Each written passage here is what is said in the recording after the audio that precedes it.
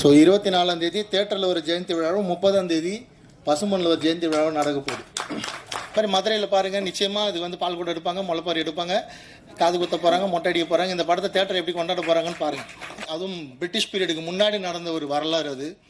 அதை எப்படி காட்சிப்படுத்தியிருக்க போகிறாங்க, அது ரொம்ப சாதாரண விஷயம் இல்லை. ஷூட் பண்ணணும்னு நினைக்கிறப்ப எழுதுறது ஈஸி, அதை கதையை எழுதிடலாம், நாவலாக எழுதிடலாம், என்ன வேணால் பண்ணிடலாம். ஆனால் திரைப்படமாக்குறது அவ்வளோ சாதாரண விஷயம் இல்லை. திரௌபதி 2 படத்தை வந்து வேளாராமூர்த்தி சார் ஒரு முக்கியமான ரோல் பண்ணியிருக்காரு. ராஜா நாராயண சம்பூரார் அப்படின்னு ஒரு கதாபாத்திரம் பண்ணியிருக்காரு, 14 நூற்றாண்டு கதை. ஷூட்டிங் ஸ்பாட்லேயே அவர்கிட்ட சொன்னேன், ஐயா நீங்கள் நடித்து முடிச்சுட்டு போகிறதோட விட்டுறக்கூடாது, எனக்கு ஒரு கதை எழுதி கொடுக்கணும். அது இந்த கதை எப்போ நடந்திருக்கணும் தென் மாவட்டத்தில் அப்படின்னா தேவராயா வாழ்ந்த சமயத்தில் நடந்திருக்கணும். அந்த கதையில் தேவராயா ஒரு கதாபாத்திரம் எனக்கு வேணும். ஆனால் அவர் ஒரு வாழ்க்கை வரலாறு படம் எடுத்துட்டாங்க, அதை மொழி பண்ண முடியாது. அவர் சமகாலத்தில் வாழ்ந்தப்போ நடந்த ஒரு பெரிய நிகழ்வு எனக்கு வந்து கதையை எழுதி கொடுங்க, நான் அதை டைரக்ட் பண்ணுறேன்னு அவர்கிட்ட கேட்டிருக்கேன். அவர் கதை எழுத ஆரம்பிச்சிட்டாருங்க. நேதாஜி சுபாஷ் சந்திர போஸ் ஐயான்னு ஒருத்தர் தெரியினாலும் அது காரணம் தேவராயா தான். இல்லைனா அவர் வடநாட்டு தலைவராகவே கடைசி வரைக்கும் இருந்திருப்பார். இன்றைக்கி நேதாஜி சுபாஷ் சந்திர போஸ் எங்கே பிறந்தாருன்னு கேட்டால் என்ன சொல்லுவாங்க, மதுரையில் பிறந்தாருன்னு தான் சொல்லுவாங்க. அப்படி தான் நினச்சிட்டு இருந்தேன். நான் ஒரு 11th 12th படிக்கிறப்ப அப்படி தான் நினச்சிட்டு இருந்தேன். ஒரு நேதாஜி சுபாஷ் சந்திர போஸ் நம்ம தமிழர் போல். அது காரணம் தேவராயா. எம்பியாக இருந்தப்போ அவர் 2 வருஷம் ஏன் பேச விடாமல் தடுத்தாங்கன்றது தெரியும்.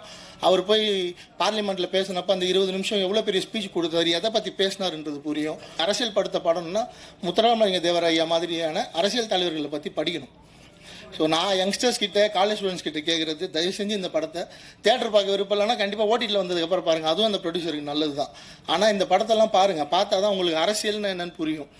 ஸோ 24ஆம் தேதி தேட்டரில் ஒரு ஜெயந்தி விழாவும் 30ஆம் தேதி பசுமண்ணில் ஒரு ஜெயந்தி விழாவும் நடக்க போகுது. ஏன்னா நான் சென்னையில் பிறந்த வளர்ந்தவன். எனக்கு வந்து மதுரை ரொம்ப தூரமான ஒரு பகுதி தான். இந்த திரௌபதி படம் பண்ணதுக்கு அப்புறம் தான் எனக்கு மதுரையில் இருக்கிற அவ்வளோ பேர் அங்கே ஒரு உறவுகளாக சொந்தங்களாக கிடைச்சாங்க. அந்த வருஷமே நான் வந்து மதுரையில் கலந்துக்கிட்டேன் ஜெயந்தி விழா. அதுக்கப்புறம் வருஷம் தவறாமல் எங்கேயாவது ஒரு இடத்துல கலந்துருவேன். கிண்டி, எங்கே அரும்பாக்கம்ல நடக்கும், எங்கேயாவது ஒரு இடத்துல கலந்துருவேன்.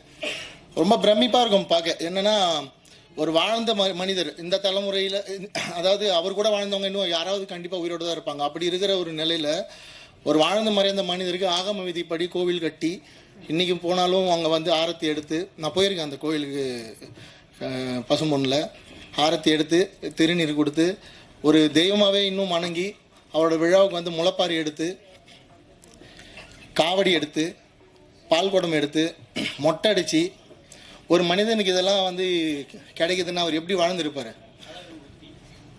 அழகு குத்தி எப்படி வந்து பழனியில் முருகருக்கு வந்து விழா எடுக்கிறாங்களோ, விழா எப்படி கொண்டாடுறாங்களோ அதே மாதிரி நிகழ்வுகள் அங்கே நடக்குது. அது ரொம்ப பிரமிப்பாக இருந்தது பார்க்க. எப்படி ஒரு மனிதனை வந்து இப்படி கொண்டாடி இருப்பாங்கன்னா அவர் எப்படி வாழ்ந்துருப்பார். நிறைய அதுக்கப்புறம் அவரை பற்றி படிச்சிருக்கேன், தேடி படிச்சிருக்கேன். குற்றப்பரம்பரை சட்டத்தை எப்படி அவர் உடைச்சார், வாய்ப்பூட்டு சட்டத்தை எப்படி உடைச்சார். அவருக்கு இப்போ அண்ணன் சொன்ன மாதிரி மீசை எப்படி இருந்தது, இல்லாமல் மீசை இல்லாமையா திருப்பி உள்ளே வந்தார். அந்த 2 வருஷம் நடுவில் என்ன பண்ணார். மதுரை மீனாட்சி அம்மன் கோயிலுக்குள்ள அனைத்து சாதிகளையும் இட்டு போகிறதுக்காக அவங்க சாதி மக்கள் எதிர்த்து எப்படி நின்னார். இந்த மாதிரி அவரோட பெரிய வரலாறு அது. அதுவும் பிரிட்டிஷ் பீரியடுக்கு முன்னாடி நடந்த ஒரு வரலாறு அது. அதை எப்படி காட்சிப்படுத்தியிருக்க போகிறாங்க, அது ரொம்ப சாதாரண விஷயம் இல்லை. ஷூட் பண்ணணும்னு நினைக்கிறப்ப எழுதுறது ஈஸி, அதை கதையை எழுதிடலாம், நாவலாக எழுதிடலாம், என்ன வேணால் பண்ணிடலாம். ஆனால் திரைப்படமாக்குறது அவ்வளோ சாதாரண விஷயம் இல்லை. அதுக்கு வந்து நிறைய சினிமாவோட அப்படி உள்ள ஊறி இருக்கணும் சினிமா. அந்த மாதிரி கரெக்டான ஒரு டைரக்டர் சூஸ் பண்ணியிருக்காங்க. ஏன்னா அந்த காலத்தில் ஊமை வழிகள், இன்றைக்கி சங்கர் சார், அட்லி அந்த மாதிரி ஒரு டைரக்டர் பண்ணுற மாதிரி ஒரு படம் அந்த காலத்தில் ஊமை வழிகள். அது இப்போ பார்த்தாலும் பிரமிப்பாக இருக்கும். நிஜமாக நிறைய பேருக்கு தெரியாது அந்த படம் பற்றி. 2 நாளைக்கு முன்னாடி கூட காரில் அந்த தோல்வி நிலையை நினைத்தால் பாட்டு கேட்கு. அது எப்போல்லாம் ஏதாவது தலைவர் வருதோ அந்த பாட்டை ட்ராவல் பண்ணுறப்ப கேட்குற வழக்கம் உண்டு. ஸோ கரெக்டான டைரக்டர் சூஸ் பண்ணியிருக்கீங்க. ஆனால் யாருமே இங்கே வந்து கான்ட்ரவர்சி இல்லாத படம் அப்படி சொல்கிறது தான், அப்படி சொல்ல வேணாம். ஏன்னா அவர் ஒரு வாழ்க்கையே அப்படி தானே. எல்லாரையும் கூட இருக்கிற சமூக மக்களை எதிர்த்து மற்ற சமூகங்களுக்கு நல்லது செய்கிறது, இதில் எப்போவுமே ஒரு பிரச்சனை இருந்துகிட்டே தான் இருக்கும். அது தைரியமாக ஒரு உண்மையை சொல்கிறப்ப சில தடங்கல்கள், சில எதிர்ப்புகள் வரதான் செய்யும். அதை வந்து நான் பார்க்க ஆர்வமாக இருக்கேன். திரையில் நான் படிச்சிருக்கேன் தேவராயாவை பற்றி நிறைய. அதை வந்து திரையில் பார்க்க ரொம்ப ஆர்வமாக இருக்கேன். எனக்கு யூ சர்டிஃபிகேட் வாங்கினதில் கொஞ்சம் வருத்தம் தான் சார். நீங்கள் யூஏ வாங்கியிருக்கணும் இந்த படத்தை. அப்படி தான் காட்டிடுவேன். அவர் அப்படியே ஒரு சாதாரணமான வாழ்க்கை வாழ்ந்துட்டு போயிடல. மகாத்மா காந்தி அவர்கள் வாழ்ந்த மாதிரி ஒரு வாழ்க்கை வாழல தேவராயா. எவ்வளோ எதிர்ப்புகள், அவர் எவ்வளோ பேர் முதுகில் குத்திருக்காங்க. அவர் அரசியலில் எந்த நிலைமைக்கு போக வேண்டியவர், அவரை வந்து ஏதோ கூட இருந்து சதி பண்ணி அவர் எப்படி வந்து இந்த நிலைமைக்கு போகாமல் இவர் வளர்ந்தாருன்னா நம்ம வளர முடியாதுன்னு தடுத்து நிப்பாட்டினாங்க. அதெல்லாம் சொல்லியிருக்கணும், சொல்லியிருப்பாங்க. நம்புறேன், பார்ப்போம் திரையில் என்ன தெரிய போகுதுன்னு. நான் படித்தது இதெல்லாம். அங்கே யார்கிட்டையும் கேட்டு தெரிஞ்சு மேபி தௌமணி ஐயா சார்கிட்ட இதுக்கப்புறம் கேட்டு தெரிஞ்சுக்கிறேன். எனக்கு ஆசை இப்படியாப்பட்ட ஒரு மனிதனோட வரலாறு வந்து நம்ம படமாக எடுக்கணும்னு ஆசை. ஆனால் இவர் கொடுத்து வச்சிருக்க அண்ணன் எங்கள் இயக்குனர் முன்னோடிக்கு கொடுத்து வச்சிருக்கு. சந்தோஷம். இதை படைத்தவர்கள் அத்தனை பேருக்கும் வாழ்த்துக்கள்.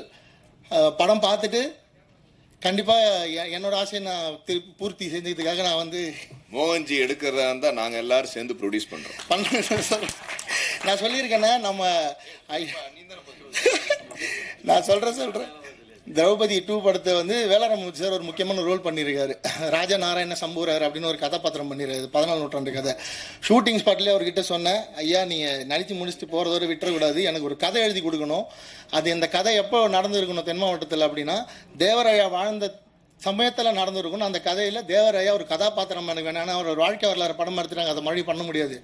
அவர் சமகாலத்தில் வாழ்ந்தப்போ நடந்த ஒரு பெரிய நிகழ்வு எனக்கு வந்து கதையை எழுதி கொடுங்க, நான் அதை டைரக்ட் பண்ணுறேன்னு அவர்கிட்ட கேட்டிருக்கேன். அவர் கதை எழுத ஆரம்பிச்சிட்டாருண்ணே.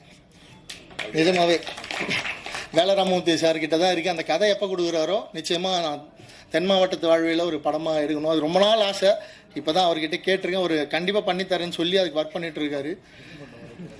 ஸோ ஏன் ஐயா ரொம்ப பிடிக்கும் அப்படின்னா எனக்கு தேசியத்தின் மீதும் தெய்வகத்தின் மீதும் ரொம்ப பெரிய நம்பிக்கை உண்டு. அந்த வார்த்தையை கேட்டது அவர்கிட்ட இருந்து தான். எப்படி ஒரு மனிதன் வந்து மதுரையில் பிறந்து, அதுவும் அந்த ஆப்பநாட்டில் ஒரு சின்ன பசும்பொண்ணு ஒரு சின்ன கிராமத்தில் பிறந்து இந்தியாவில் பார்லிமெண்ட்டில் போய் பேசுகிறப்ப தேசியத்தை பற்றி எப்படி பேசியிருக்க முடியும்? அப்படின்னா அவர் எவ்வளோ கருத்தியல் உள்வாங்கியிருப்பார். இந்த தலைமுறையில் இருக்கிற தலைவர்கள் யாருமே விவேகானந்தர் ஐயாவை பற்றி பேசுகிறதே இல்லை. விவேகானந்தர் ஐயாவை மறந்துட்டாங்க. அவர் காவி உடை போட்டிருக்கிறதால என்னன்னு தெரில. அவரை பற்றி இந்த தலைமுறை அரசியல்வாதிகள் பேசுகிறதே இல்லை. ஆனால் அன்னைக்கு மதுரையில் விவேகானந்தர் ஐயாவை தெரியும்னா அதுக்கு காரணம் தேவரையா தான். அவர் தான் அவரை பற்றி அவ்வளோ விஷயங்கள் மக்கள்கிட்ட கொண்டு போய் சேர்த்துருக்காரு. நேதாஜி சுபாஷ் சந்திரபோஸ் ஐயான்னு ஒருத்தர் தெரியினாலும் அது காரணம் தேவரையா தான். இல்லைனா அவர் வடநாட்டு தலைவராகவே கடைசி வரைக்கும் இருந்திருப்பார். இன்றைக்கி நேதாஜி சுபாஷ் சந்திரபோஸ் எங்கே பிறந்தாருன்னு கேட்டால் என்ன சொல்லுவாங்க? மதுரையில் பிறந்தாருன்னு தான் சொல்லுவாங்க. அப்படி தான் நினச்சிட்டு இருந்தேன். நான் ஒரு 11th 12th படிக்கிறப்ப அப்படி தான் நினச்சிட்டு இருந்தேன்.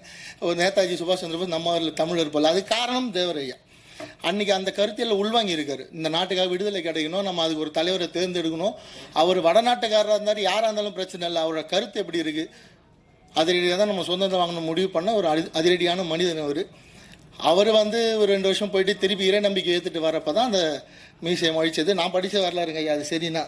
ஸோ அதுதான் நான் படித்த வரலாறு. ஸோ அவர் அதுக்கப்புறம் வந்ததுக்கப்புறம் அந்த மென்மையான வாழ்க்கை வாழ்ந்தது தான் தெய்வீகமான வாழ்க்கை. இந்த பாட்டில் பார்க்குறப்ப அது தெரியுது. அவர் சித்தரா அவரை வந்து புதைக்கிறப்ப விதைக்கிறப்ப அந்த தலை சாயிறப்ப நல்ல ஷாட்னது. அவர் கழுத்தில் அடித்து நீங்கள் சாயக்கூடாதுன்னு சொன்னதால தான் இன்றைக்கி அந்த மதுரை மாவட்டம் முழுக்க அந்த சமுதாயம் தலை நிமிர்ந்து இருக்குது இன்றைக்கி வரைக்கும்.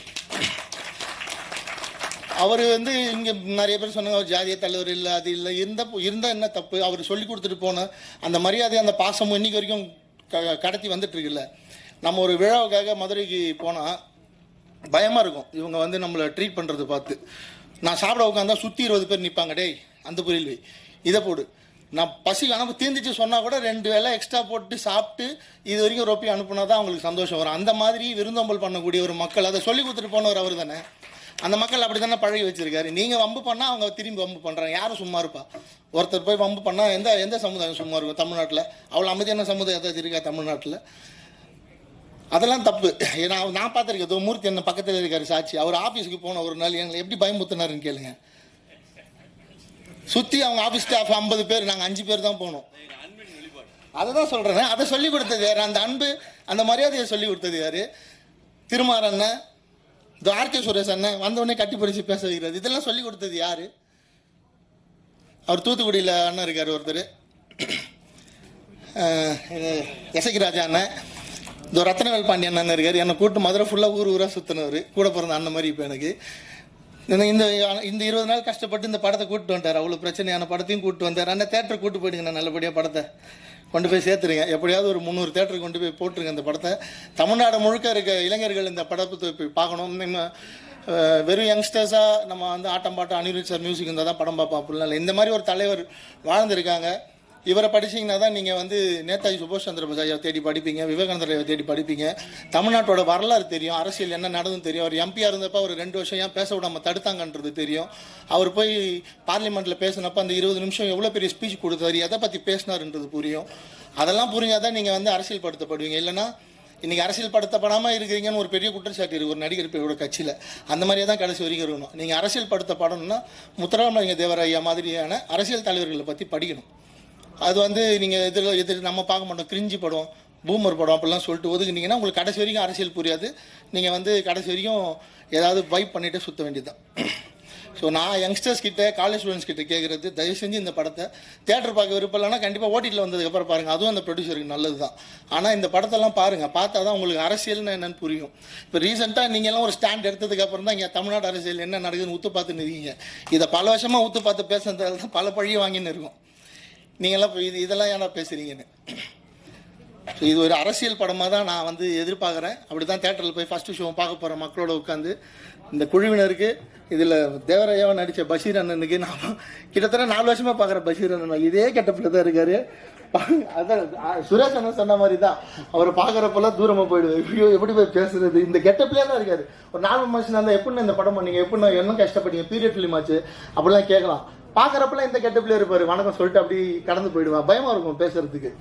ஸோ அந்த மனிதர் வாழ்ந்த ஒரு 2 தலைமுறைக்கு முன்னாடி வாழ்ந்த இந்த காலத்தில் நம்ம வாழ்கிறோன்றது ரொம்ப சந்தோஷம். இந்த படத்தை தயாரித்த அண்ணன் SSR சத்யா அண்ணனுக்கும் எங்கள் இயக்குனர் முன்னோடி அவர்களுக்கும் மூத்தவர் அவர்களுக்கும் இதில் நடித்த அத்தனை நடிகர்களுக்கும் வாழ்த்துக்கள். அவங்க வேலையை முடிச்சுட்டாங்க, அடுத்து உங்கள் வேலை தான். ஸோ தமிழ்நாடு முழுக்க இந்த படத்தை கொண்டாடுங்க. நான் சொல்கிற மாதிரி மதுரையில் பாருங்கள், நிச்சயமாக இது வந்து பால் கூட எடுப்பாங்க, முளைப்பாரி எடுப்பாங்க, காது குத்த போகிறாங்க, மொட்டை அடிக்க போகிறாங்க. இந்த படத்தை தேட்டரை எப்படி கொண்டாட போகிறாங்கன்னு பாருங்கள். நன்றி.